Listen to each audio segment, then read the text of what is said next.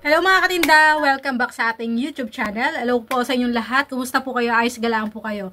Ayan, for today's video mga kasari, pag-uusapan naman natin yung mga maling gawain sa pagtitindahan natin na hindi natin napapansin.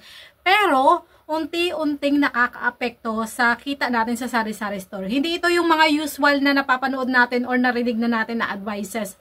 Hindi ito yung tungkol sa utang, hindi ito yung tungkol sa kulang ang sukli, hindi ito yung tungkol sa mga nasirang paninda, expired products, hindi ito sa wrong pricing. Ito yung mga silent mistakes na ginagawa natin araw-araw na hindi natin namamalayan. Unahin muna natin yung tinatawag kong akala mo meron, pero wala.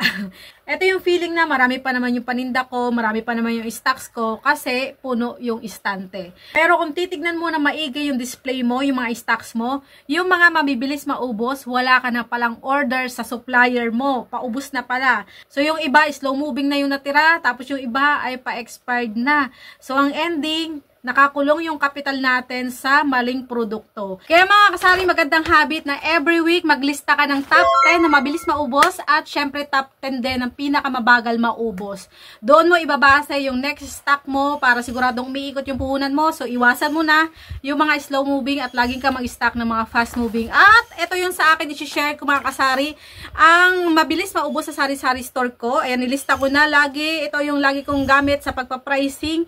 Yung ating marker na nabili ko sa Shopee, mga kasari, ito, hindi ako nahihiyang ibenta to sa mga customer ko kasi ang tagal maubos. Ilang buwan ko na tong gamit. Ayan.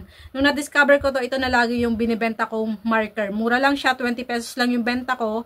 At syempre, ito nga yung aking 10 fast moving items. Meron tayong Coffee ko Black, Nescafe Creamy White. Ayan, dapat hindi yan mauubusan kasi sobrang benta niyan. Dapat may stock din ako ng Marlboro at saka Camel, Quattro, Mega Green ang mabenta sa sardinas ko. Lucky Me Pansit Canton, lahat ng flavor mabenta. Kailangan lagi rin ako may stock na mantika kasi sobrang fast moving yan.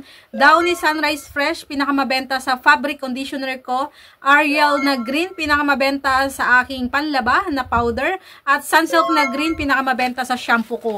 Yan yung mga items na kahit may stocks pa ako, ay talagang sinisigurado kong makapag-order agad-agad. So, isa pa mga kasari na silent mistake ay yung nagpapanik sa pagpipresyo or pagpapricing ng ating mga paninda. Ito, sinong relate dito mga kasari? Ito yung bigla ka na lang nagtataas ng presyo dahil narinig mo na tumaas daw yung presyo ng kape, nabasa mo sa post, magtataas ang presyo ng sigarilyo. Kahit hindi mo pa chine-check sa supplier ay nagtataas ka na kaagad. Kung nabasa mo lang sa ibang post na nagtaas sa kanila, ay gagayahin mo na, magtataas ka na rin. So, ang problema minsan, ikaw lang pala sa area nyo or sa lugar ninyo ang mataas ang presyo. Yung ibang tindahan, hindi pa nagtataas kasi hindi pa naman nagtaas dyan sa lugar ninyo ang puhunan. Kaya, ang mangyayari, lilipat ang customers sa ibang tindahan. Pag ganito mga kasari, mas okay na mag-check muna talaga tayo ng aktual na resibo para sa price updates natin. At syempre, para siguraduhin mong nag-price increase na talaga yung isang produkto, nagtaas na talaga. Kailangan i-verify mo yon sa mga kahit dalawang sources mo lang or dalawang bilihan mo lang bago ka mag-adjust ng presyo dyan. So ako, bago ako mag-adjust or magtaas ng presyo dito sa tindahan ko ng mga paninda ko, i-check ko muna sa apps ng grocery. So meron din akong apps ng tindahang tapat. Napakadali lang mag-check ng presyo pag may mga ganyan kang online bilihan. Dati may Pure Gold app din ako. Di ba may app din si Pure Gold? Doon naman kumpleto yung mga items. Kahit anong i-scan mo, pwede ka pa mag-scan doon ng QR, lalabas agad yung item. Ngayon, hindi ko na magamit yung Pure Gold app kasi hindi ko na ma-access kasi hindi talaga ako mo-order. Parang ginagawa ko lang tanungan ng presyo. Siguro na-detect ni Pure Gold, so hindi ko na siya ma-access. In-uninstall ko na. Tapos may times pa mga kasari, tinatawagan ko yung mga grocery stores sa bayan, yung mga supplier ko ng bigas, mantika, soft drinks. Tinatanong ko kung mga nagtaas na yung mga presyo ng mga ganon. So, isa pang pagkakamali na hindi natin napapansin na bihirang pag-usapan ay yung hindi pagmamonitor ng delivery ng mga paninda natin. So, minsan kasi kahit maayos yung paninda mo, yung display mo, minsan tinatabad ka na sa ibang bagay or busy ka bilang tindera sa pagtitinda, kaya minsan hindi mo agad chine-check yung mga delivery items. Kahit ako, aminado ako, yan yung pinaka-hate ko. Pero dahil sari-sari store owner tayo, kahit hindi natin gustong gawin yan, hindi dapat natin katamaran yung trabahong yan. Napaka-importante niyan, hindi lang minsan, kundi palagi, kada may delivery. Kasi minsan, may mga supplier katulad ni grocery na pwede ka lang mag-report ng mga kulang, mali, mga damaged items, mga expired na items, na dapat 24 hours lang pwede mag-report para sa maling delivery or sa damage at kulang.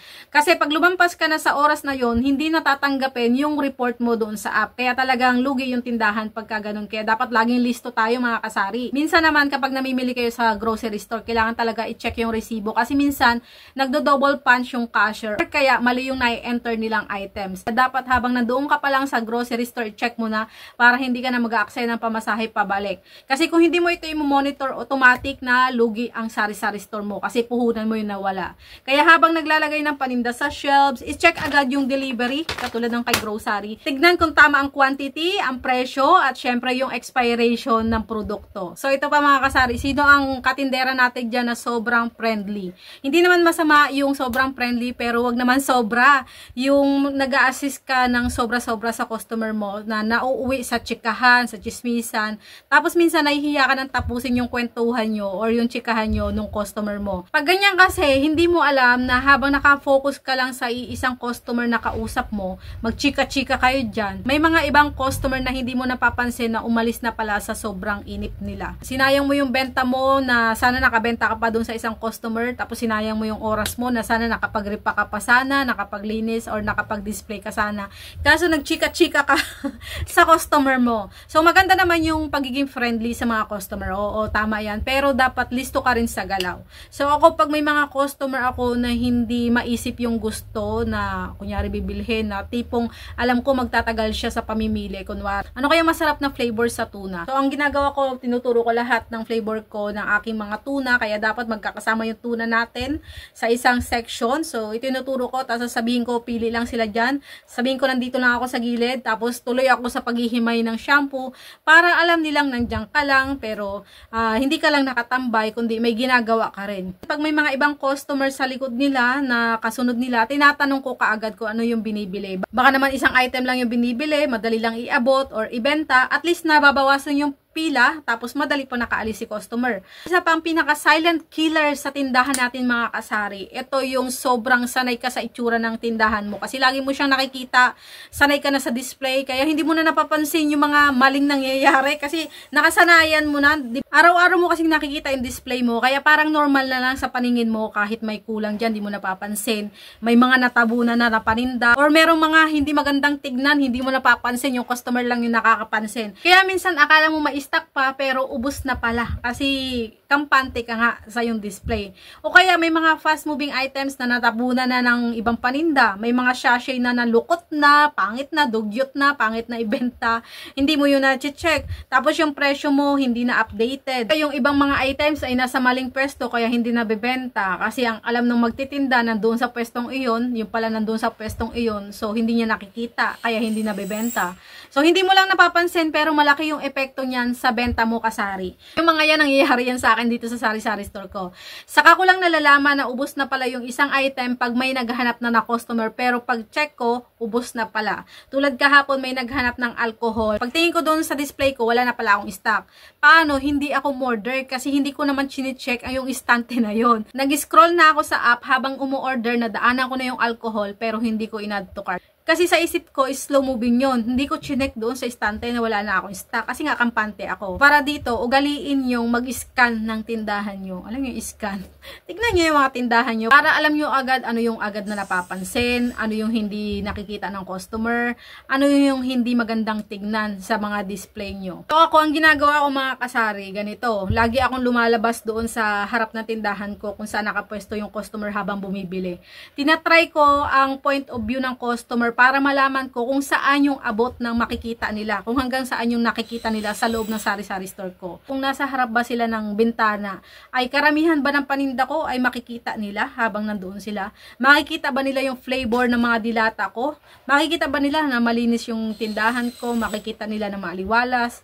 Kasi hindi natin yun malalaman hanggat di natin tinitesting kung ano yung makikita ng customer. So yan mga kasari, yung mga silent mistakes na hindi masyadong napag-uusapan pero malaki yung effect sa kita ng tindahan natin. Ayan mga kasari, hanggang dito lang sa video ito. Kung gusto nyo pa ng part 2 katulad ng ganitong topic, comment lang kayo mga kasari. At yan, don't forget to like, share, and subscribe para sa mas marami pang tinda tips. Ayan, mas marami pang discard tips para sa inyo. See you on my next vlog mga kasari. Happy selling, God bless. Bye bye.